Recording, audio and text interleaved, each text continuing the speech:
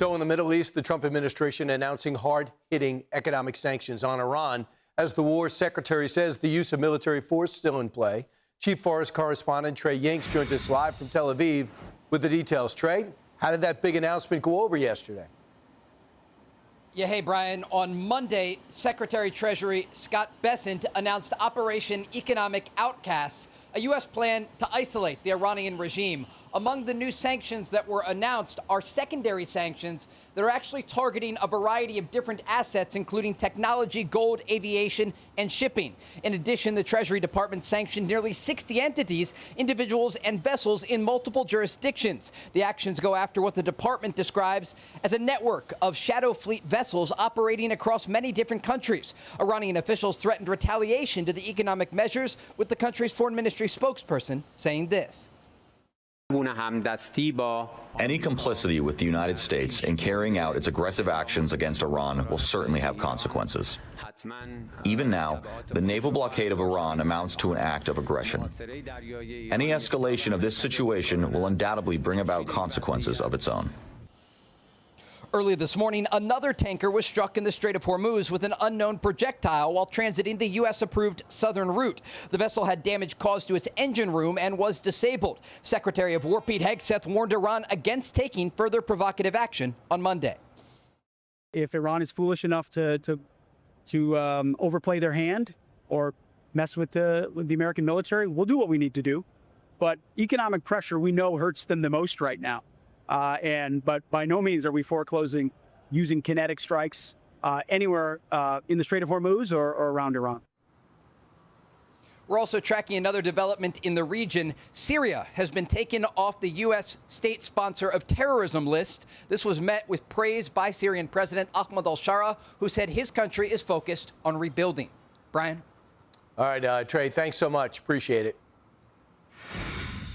Our objective is to sever every economic lifeline that sustains this tyrannical regime until Tehran stands alone. Iran now faces a very clear choice with only two paths before them: complete global isolation and a subsistence economy, or a path back to normalcy with an opportunity to rejoin the global economy. Today, we are launching Operation Economic Outcast to foreclose every other option available to the Iranian regime. All right, there you go. Treasury Secretary Scott Bessent announcing Operation Economic Outcast. Here to break it down is the co-host of the Big Money Show, because it is all about money right now. Fox Business' own Taylor Riggs. Taylor, great to see you. Yeah, thanks for having me. So overall, what did you think of the announcement? What did you think of the press conference? Really good. So I think Scott Bessent was really good. He came out and he said, we're not going to name names. We're doing behind-the-scenes diplomacy. But then he called out a couple people like the UAE that took action last week, started cutting off Iran. When a reporter asked him about it, he said, that may not be a coincidence. It actually may be more causation of some of the phone calls that we're making.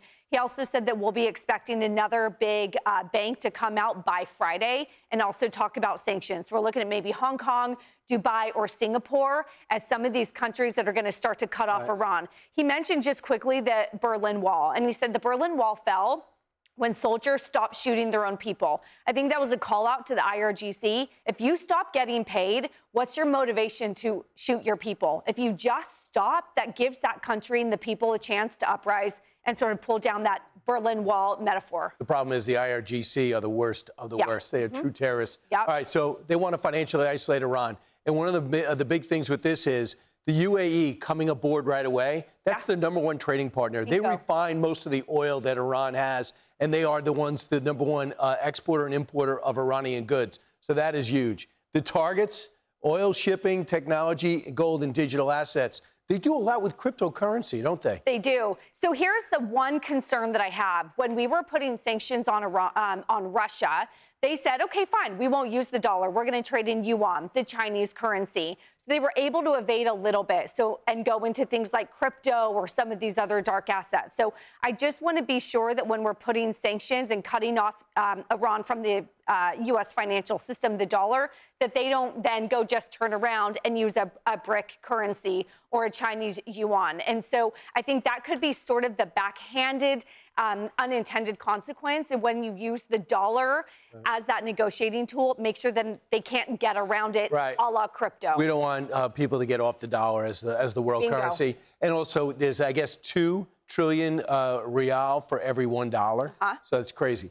U.S. 2 million. U.S. warning the countries and companies and banks that do business with Iran sanctions and losing access to the dollar system. Yes. I'm wondering what China's going to do. That's going to be big. Still, though, the U.S. dollar is the world's reserve currency. So even though the yuan has been trying to come in and make plays, there's nothing that competes with the dollar. All right, in current action now, we know the number and the Iranian economy. We see that their relevance there, their currency, and then we see the annual inflation is out of control. You think you're upset with 3% inflation? How about 90? And finally, look at the countries that do trading, to do deals with Iran.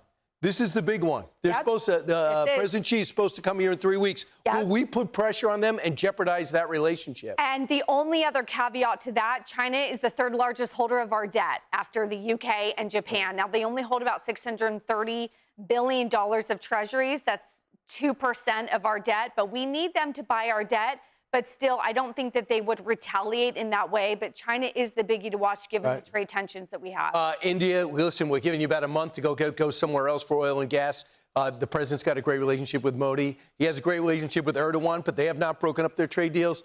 And also, when it comes to Pakistan, they actually did a deal with Iran a few weeks ago, and they want to be a mediator. How much does this pressure and pressure from the UAE start to turn these things around? That's something we'll be watching in the next couple months. And the president says he's got a great relationship with Qatar. Time to call those guys out. I agree. All right, thanks so much. By the way, be sure to catch Taylor on the Big Money Show coming up on Fox Business. It goes for 2 hours. Am I right, Taylor? All right. Be sure to like and subscribe for all the Fox News latest on YouTube and catch full shows streaming now on Fox One.